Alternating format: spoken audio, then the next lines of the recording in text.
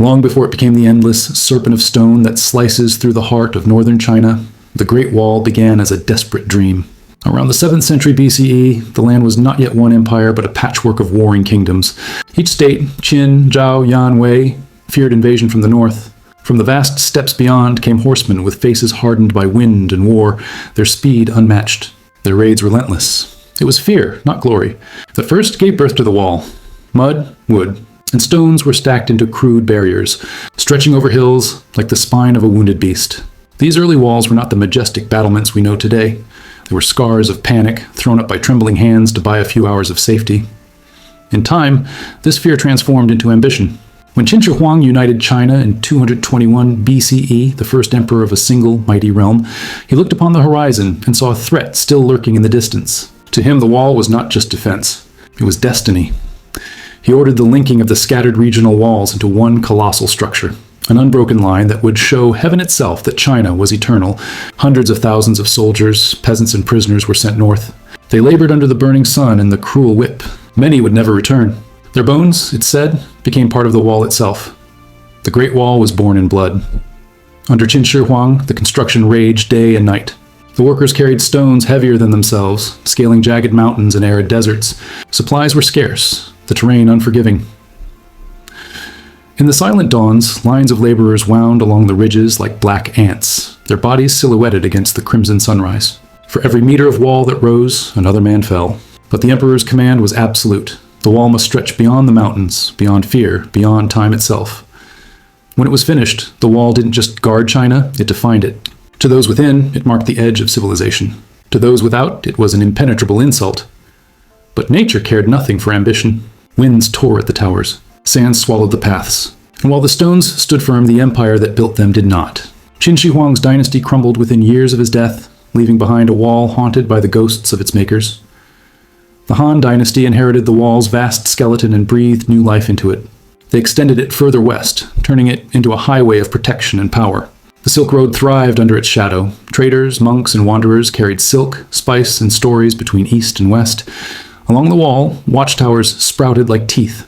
Soldiers kept eternal vigil, lighting fires by night to signal danger. From afar, those flames looked like stars fallen to earth, flickering warnings written in light across the northern sky. Then came centuries of silence and decay. Dynasties fell, new ones rose, and the wall endured like a stubborn scar that refused to fade.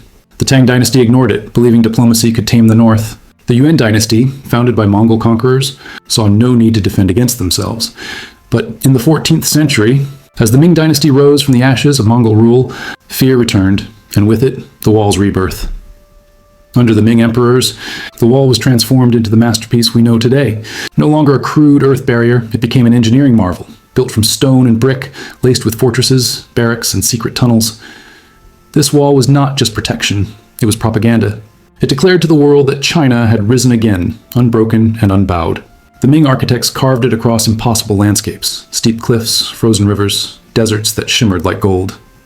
The soldiers stationed there lived in brutal isolation. Winters were merciless, summers blistering. They guarded the empire's breath, lighting smoke signals at the first sign of dust clouds on the horizon, signs of riders coming fast and deadly from the steppe. Behind the wall, empires flourished. Art, literature, and philosophy reached new heights. But for those who manned the ramparts, life was a slow march of hunger and waiting. The wall was both their prison and their pride. Despite its grandeur, the wall was never truly invincible. The Mongols once crossed it. Later, the Manchus would do the same, sweeping through its gates to seize Beijing and found the Qing Dynasty. The wall stood tall, but its purpose faded. Guns and cannons made its stone defenses obsolete. The world moved forward, but the wall remained, a sleeping giant forgotten by the people it once protected. By the 19th century, it had become a ruin, broken, crumbling, its towers empty but for the wind. Farmers took its bricks to build homes. Travelers carved their names into its face. Yet even in ruin, it refused to die. Poets wrote of its loneliness. Painters captured its endless curves dissolving into mist. And those who walked upon it felt the weight of centuries pressing down through every stone.